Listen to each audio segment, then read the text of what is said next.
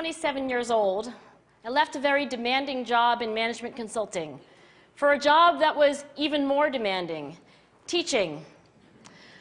I went to teach 7th graders math in the New York City public schools. And like any teacher, I made quizzes and tests, I gave out homework assignments. When the work came back, I calculated grades. What struck me was that IQ was not the only difference between my best and my worst students. Some of my strongest performers did not have stratospheric IQ scores. Some of my smartest kids weren't doing so well. And that got me thinking. The kinds of things you need to learn in 7th grade math, sure, they're hard. Ratios, decimals, the area of a parallelogram. But these concepts are not impossible. And I was firmly convinced that every one of my students could learn the material if they worked hard and long enough. After several more years of teaching, I came to the conclusion that what we need in education is a much better understanding of students and learning from a motivational perspective, from a psychological perspective. In education, the one thing we know how to measure best is IQ. But what if doing well in school and in life depends on much more than your ability to learn quickly and easily? So I left the classroom and I went to graduate school to become a psychologist. I started studying kids and adults in all kinds of super challenging settings. And in every study, my question was, who is successful here and why? My research team and I went to West Point Military Academy. We tried to predict which cadets would stay in military training and which would drop out. We went to the National Spelling Bee and tried to predict which children would advance farthest in competition. We studied rookie teachers working in really tough neighborhoods, asking which teachers are still going to be here in teaching by the end of the school year. And of those, who will be the most effective at improving learning outcomes for their students? We partnered with private companies asking which of these salespeople is going to keep their jobs and who's going to earn the most money. In all those very different contexts, one characteristic emerged as a significant predictor of success. And it wasn't social intelligence, it wasn't good looks, physical health, and it wasn't IQ. It was grit.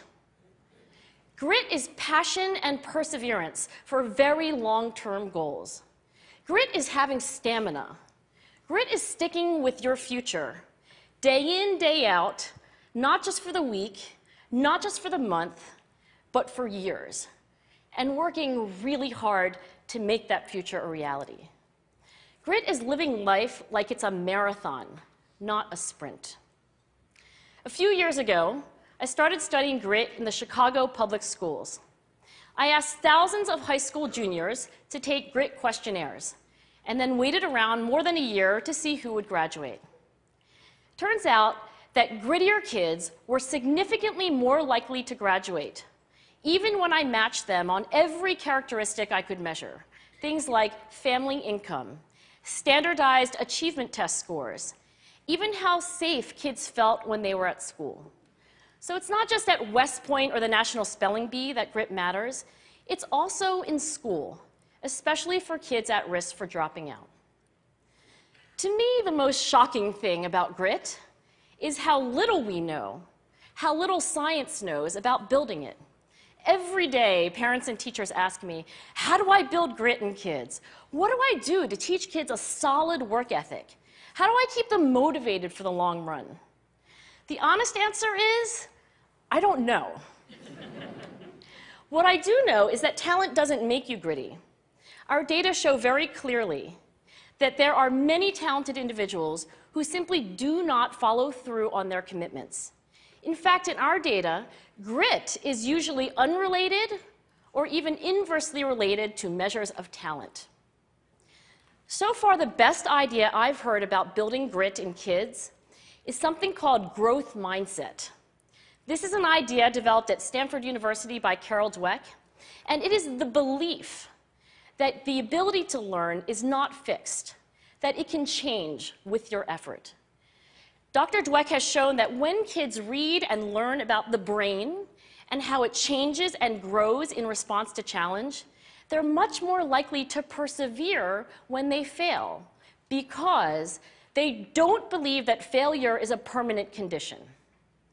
So growth mindset is a great idea for building grit, but we need more.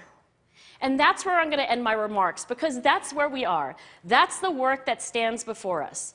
We need to take our best ideas, our strongest intuitions, and we need to test them.